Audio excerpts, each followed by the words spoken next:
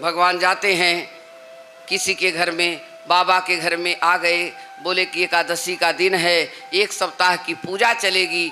अपने गर्ग ऋषि को बुला करके ले करके आते हैं, पुरोहित को बुलाते हैं नंद जी, और वहाँ पर पूजा करवाती हैं। जैसे खीर लेकर के जाती हैं और भोग लगाती हैं, और भोग में जब गुरुजी उनके पुरोहित जो आते हैं, गुरुजी नहीं, वशिष्ठ मुनि नहीं थे ना, तो गर्ग ऋषि थे, उनके पुरोहित थे नंद के, भोग लगाते हैं तो दियम वस्तु गोविंदम तुम हमें समर्पे गिरहाणा सन्मुखो भुक्ता प्रसिद्ध परमेश्वर है। हे भगवान, ये जो भोग है आप लीजिए। यही करते कन्हैया भाग के जाते, खीर लेकर के खा लेते। 4 दिन हो गया, 5वां दिन हो गया, पूजा नहीं पूरी हुई।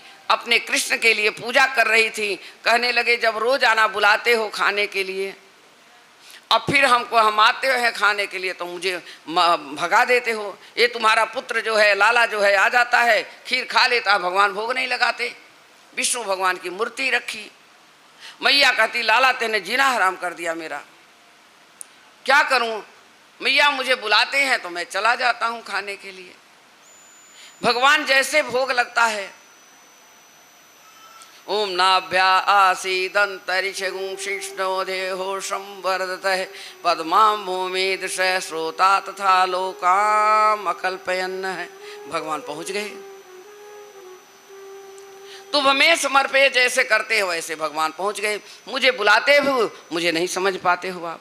5वें दिन के बाद 7वें दिन जा कर के भगवान प्रकट हो गए, उसी रूप में, उसी मूर्ति में दिखे।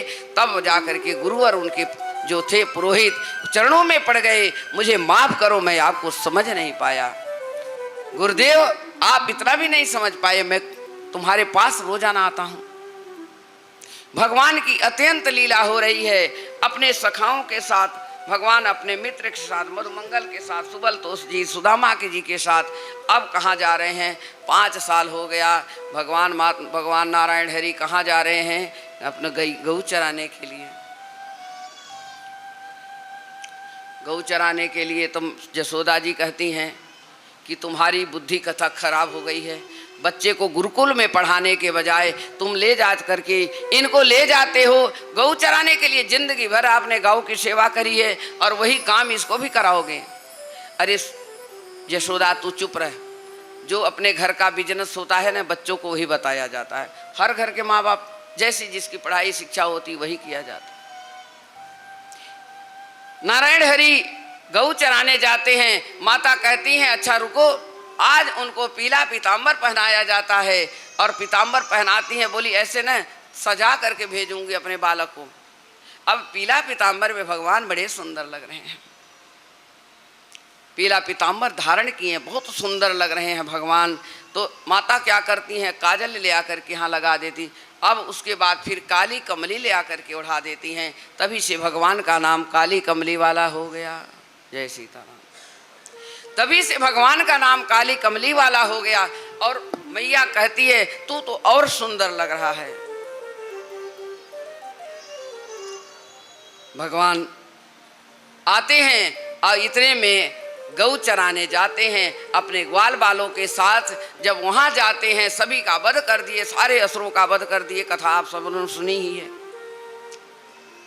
वहाँ ब्रह्मा जी को संशय हो गया कि अपने मित्र के साथ भगवान नारायण हरि हैं ये, और सभी का जूठा खा रहे हैं ये साथ में। तो ये तो कोई अच्छी, हमें तो नहीं लगता है कि ये साक्षात श्री विष्णु हैं। तो भगवान ब्रह्मा जी ने क्या किया, उनकी परीक्षा लेने के लिए सारी गऊ जितनी थी गौलोक ब्रह्मलोक में लेकर चले गए। पूरे 1 साल तक ब्रह्मलोक में सारी गैया चली गई। अब भगवान देख लिए ब्रह्मा जी आपके संशय हो गया, संशय हो गया। सारी गैया चली गई। जितनी गायें थीं, जितने ग्वाल थे, और जिसके जिसके घर में जिसकी गायें थी, भगवान उतने स्वरूप को बना लिए, उतना स्वरूप बना लिए भगवान। और उतने स्वरूप को बना करके सब गायों के साथ सभी के बालक का स्वरूप बनाए। और सबके यहाँ साल भर तक सेवा चलती रही। ब्रह्मा जी आप देखे कि ब्रह्मलोक में भी गैया हैं, भगवान वहाँ भी दिख रहे हैं। हमें लगता है मुझसे बहुत भूल हो गई, ब्रह्मा जी आके चरणों में पड़ जाते हैं, मुझसे बहुत बड़ी भूल हुई नारायण हरि, आप ही साक्षात थे, मेरे मन में संशय आ गया। तो संशय कभी कभी आदमी को हो जाता है, ऐसी कोई बात नहीं है। जब भगवान देवी देवताओं को हो गया तो हम लोगों में क्या